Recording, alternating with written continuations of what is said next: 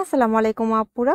বর্ডারের ডিজাইনগুলো কার কার ভালো লাগে বলুন তো? আরো যদি হয় এরকম সুন্দর সিম্পলের ভিতরে গর্জিয়াস তাহলে তো কথাই নেই। এখানে আমি সুন্দর করে ব্যাক স্টিচ বা আপনারা বলতে পারেন লাখনো স্টিচ বা শ্যাডো স্টিচ করে নিচ্ছি। আর এই স্টিচটা দেওয়ার জন্য আমি এখানে সুন্দর একটা সুন্দরী সুতা বা লাচি সুতার ব্যবহার করেছি। কাপড়ের ম্যাটেরিয়ালটা আমি এখানে নিয়েছি ডিএম ভেক্সি ভয়েল। আপনারা চাইলে এখানে যে কোনো ভয়েল ইউজ করতে পারেন। তো এই কাপড়ের ম্যাটেরিয়ালটার সাথে এই ধরনের সুতাগুলো কিন্তু খুবই ভালো মানায়। আপনারা চাইলে ডিএমসি সুতা ব্যবহার করতে পারেন। ডিএমসি সুতাটা যেহেতু একটু কস্টিং বেশি পড়ে যায়, যার কারণে এই সুতাটা দিয়ে আমি কাজ করতে বেশি স্বাচ্ছন্দ্য বোধ করি। আর আপনাদের জন্য কিন্তু এটা খুবই সুবিধা, অ্যাফোর্ডেবলের মধ্যে পেয়ে যাবেন।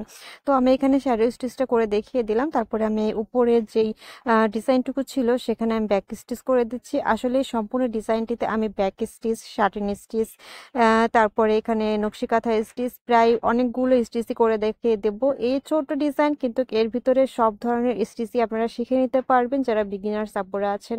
এই মিডিলের যে কাজটুকু ছিল বা অংশটুকু ছিল সেখানে কিন্তু আমি শার্টিন স্টিচ করে দিচ্ছি। এখানে আমি সুন্দর একটা কুসুম হলুদ কালারের সুতা নিয়ে নিয়েছি।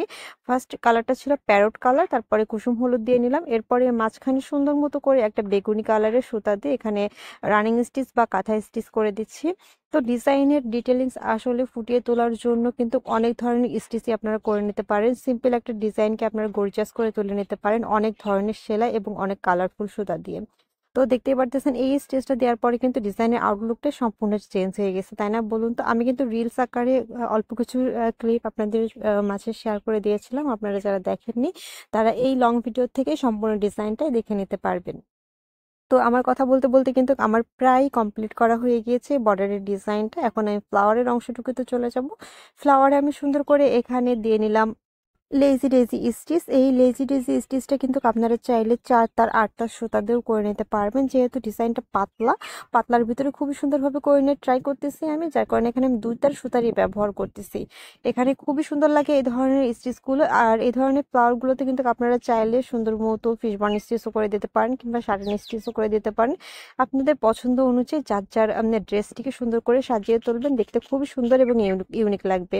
সালোয়ারের মোহরিতে কিন্তু এই ধরনের ডিজাইনগুলো খুবই সুন্দর মানায়, কিংবা শাড়ির পাড়েও কিন্তু এই ধরনের ডিজাইনগুলো খুবই সুন্দর মানায়। যাদের সিম্পলের ভিতরে ডিজাইন পছন্দ কিংবা অল্প সময়ের মধ্যে যে কোনো ডিজাইন কমপ্লিট করে নিতে চাচ্ছেন কিংবা বিগিনার্স আপুরা যারা করে নিতে যাচ্ছেন তারা কিন্তু এই ডিজাইনটা মাস্ট বি ট্রাই করবেন। ডিজাইনের ফাইনাল লুকটা কিন্তু মাশাআল্লাহ অনেক সুন্দর এসেছে। ফ্লাওয়ারটা করে নেওয়ার পর এখানে মিডিলে আরো ফ্রেঞ্চ নট দিয়ে দিলাম, লং ফ্রেঞ্চ নট দিয়ে দিলাম। কালার কম্বিনেশনটা কেমন হয়েছে বলুন তো? সুন্দর না? আমি করার আগে বুঝতেই পারতেছিলাম না যে ডিজাইনটা আসলে এতটা সুন্দর আসবে, এতটা কালারফুল এবং ইউনিক আসবে।